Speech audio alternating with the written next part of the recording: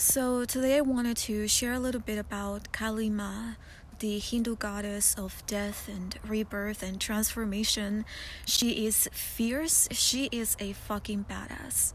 She's a wild woman, and although her energy can be terrifying if you're not familiar with her, once you calm down and really detach from the fear of just her physical appearance, you'll be able to see her for who she really is. And so whenever for example, this new moon solar eclipse, when I was connecting to her, I was chanting the mantra Om Krim Kali Kaye Nama.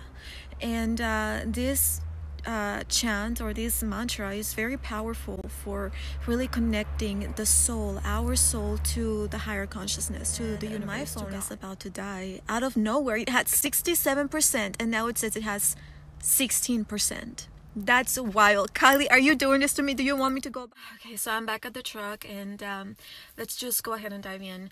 I want to start by sharing the experience that I had while I was creating these amazing potions, and I'll share about these later. But when I was getting in the zone and meditating, I was chanting the mantra Om Krim Kali Kaye Nama, and I was also listening to this same mantra on video and on YouTube. And the video had a lot of like this Hindu music, and it was very powerful. And so when I started getting in the zone, really feeling the energy of Kali, I saw her appear, and it was dark, and there was a lot of fire, and she was dancing. So it was Kali Ma, and it was like this blue skinned woman with black long hair, and she had a lot of arms, and she was also holding knives and like swords, and I could see that she also had heads of like people and like blood, and she had, like her tongue was sticking out, and it was like very long, and I was like, fuck, Kali, what the fuck? I actually was a little scared, very scared actually, because her energy is just so powerful, and if you're not familiar with that energy, it's terrifying. And because it's like a demon, kind of, but not really. And so I saw her, and she was dancing in the middle of the fire, and then she looked at me, she stopped, and she looked at me, and she extended her hand, and she didn't say anything, but it was as if asking me to join her and to dance with her. And I was like, I don't know about that. And then I was like, you know what, fuck it, let's do it. And so I took her hand, and then we were both dancing in the fire, and she gave me one of her swords, and I was just doing my own thing as well, right? So it was very beautiful. And so when I was dancing, I became Kali, and I could feel the energy in my kundalini energy, that sexual fire was rising, and I could feel it in my solar plexus, in my throat, and then it just opened up the third eye and the crown chakras, and it was a beautiful, powerful experience. Again, working with Kali, it's very scary if you are still holding on to a lot of trauma. But, once you face your own demons, your own shadow, you start healing that trauma, connecting with Kali becomes a beautiful experience, a very powerful experience, because in my own experience, Kali shows up first as this kind of like demon-looking woman, right? But then as you start detaching from the fear and from the preconceived beliefs, and as you detach from the physical reality, she becomes this beautiful woman, and she becomes a reflection of you. Because at first, when she looks like a demon, she is a reflection of your shadow, of the shadow that you are repressing, or that you are holding on inside. And that shadow within us is very scary, but it is also very empowering, and there's a lot of wisdom to learn from that shadow within. So that's what she's teaching us, to really see ourselves, our darkness, and be inspired by it, and not be afraid of it, because everything is beautiful, and everything is part of the light. Everything is light. It's just different levels of it, different shades. She is the Hindu goddess that removes the ego. She liberates souls from pain, fear, lower vibrational frequencies and even the cycle of birth and death. And again, it's all about the ego as well, and she's here to obliterate that and to help us see from a higher perspective, from the mind's eye, and really feel with the heart instead of just seeing with the physical eyes, because this reality is very confusing, right? And so she comes in with her sword of truth, and she helps you also detach from karmic souls, or from people that keep you stuck in this reality. It's very powerful. When I was creating the potions that I'm going to share with you, the energy that I was feeling for myself is of, again, empowerment and really embodying my own shadow and my own inner goddess, both the darkness and the light.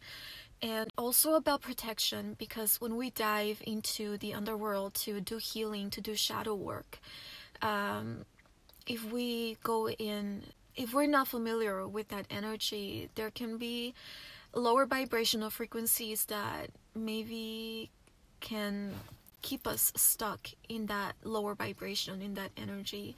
And so I really wanted something to keep us protected at all times, especially when we do shadow work. And also the energy that I felt is of cutting everything that no longer serves us, because we are really stepping into a new world, into a whole new paradigm, the new earth. And collectively there is a lot happening, and a lot more is going to continue to happen. Again, 2021 is going to be a continuation of 2020, but this time it's about us. It's about being empowered within our own energy and making choices ourselves, not allowing other people to make choices for us. We are the ones that choose what reality we experience. And so I wanted this to also be empowering for that and help us make the right choice, be clear as to who we are and the energy that we wish to embody, and really bring that into a physical reality, a physical experience. But anyways, you want to see my little spider? Look at this spider. That is incredible. My mom found it the other day and she showed it to me, and I was like, holy fuck. It was actually on the day of the new moon and the solar eclipse, before I was actually gathering the things to start creating the potions. And she found this and I was like, oh my god, the spider is the feminine energy. She is the weaver of the web of fate and destiny. So it is about the shadow as well, and the goddess. So I was like, oh my god, this is perfect. So she was also present when I was creating all of this magic. This is it's similar to the Queen of the Night potion that I created, but this is, again, it is about it's strengthening also your psychic powers, your psychic abilities and intuition, divination. It is about opening the third eye and the upper chakras. But then there's also a lot of protective energy. It is really the frequency, the energy of Kali Ma, and her energy is literally this. Again, I was embodying that frequency when I was creating these potions and this magic. So it is very powerful. I did include star anise, also clove, ginger, cinnamon, basil, bay leaves. There is frankincense and myrrh. There is clary sage also, is one of the main ones, all about spirituality and also sexual energy. It's very powerful. You know, sexual energy is life force.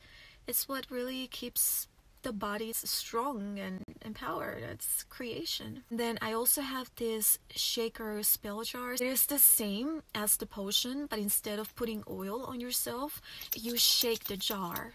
And the intention for this as well is protection. Also, if you feel like someone is like hexing you or cursing you, this is gonna be serving you as protection as well. I did activate the herbs. I activated everything when I was creating them. If you don't use it as a shaker spell jar, what you can do is actually take the ingredients out. If you want to have maybe a tea, and I actually drank a tea using the same ingredients of this one when I was creating everything, and that really opens you up, and again, it keeps you protected. And then also another thing that I was guided to add is a few crystals.